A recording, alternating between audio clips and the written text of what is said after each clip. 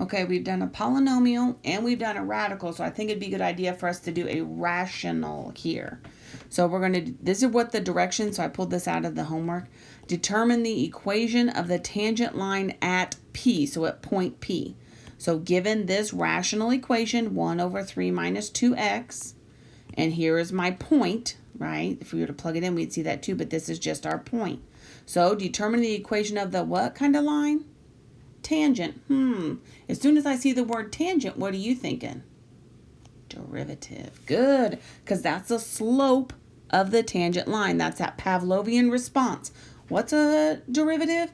Slope of the tangent line. Automatically, as soon as somebody thinks that, you in your head, you should be thinking slope of the tangent line.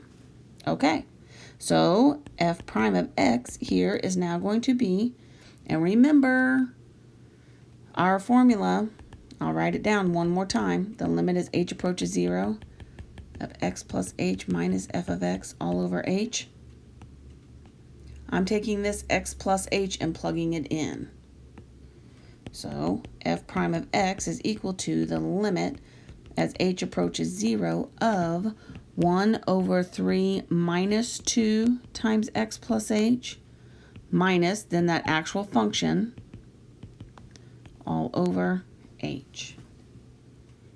And we have a complex fraction, right? A complex fraction. We don't want a complex fraction. So get rid of it by multiplying through by a common denominator. And remember, when you get a common denominator, you just got to represent. All right? And I think the easiest, most efficient way to do this is to get that common denominator and multiply through by that. So I'm going to multiply by 3, and I'm going to go ahead and distribute this. Minus 2x minus 2h and a 3 minus 2x. That is my common denominator because those are the denominators I have. I don't want to try to get fractions here and then divide. That's too much of a pain. Just multiply through with your common denominator. And down here, this is like over 1. So it's just that same common denominator. Okay. Now when I multiply this common denominator by my first one, this cancels out with this. So my numerator, I'm left with 3, oops, that's a 3, minus 2x. Here, my denominator cancels out. The 3 minus 2x cancels out. And I'm left with 3 minus 2x minus 2h to multiply by the numerator. But those denominators cancel. All right?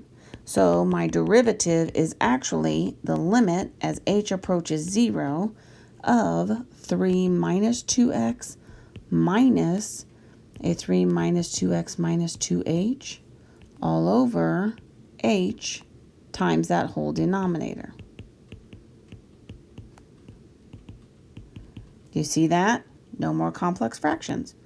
One step and we get rid of them. Now I'm going to go through and distribute the minus sign. Don't forget your plus and minus on that, right? You have to work with those. Now I can look at this and say, oh, there's a positive 3 and a negative 3. There's a negative 2x and a positive 2x.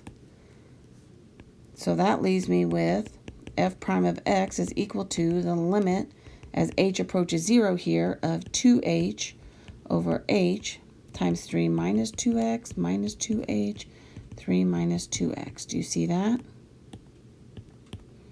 And then those go. Now I'm going to take where h is 0 and it plugs right in there. So this piece is going to go to 0.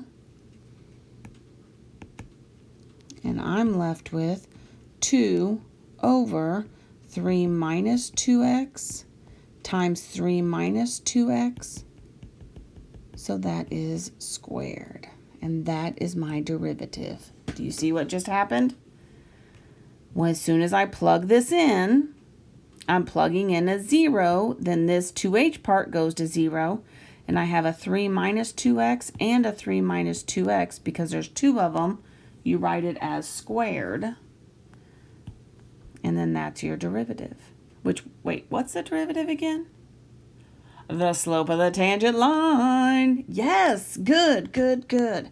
So now if I come down here and I want to find my slope, I'm going to do f prime here of -1, because that's the x value, because that's my x, right, is equal to 2 over that 3 minus 2 times -1. This quantity is squared, and that's going to give me my slope.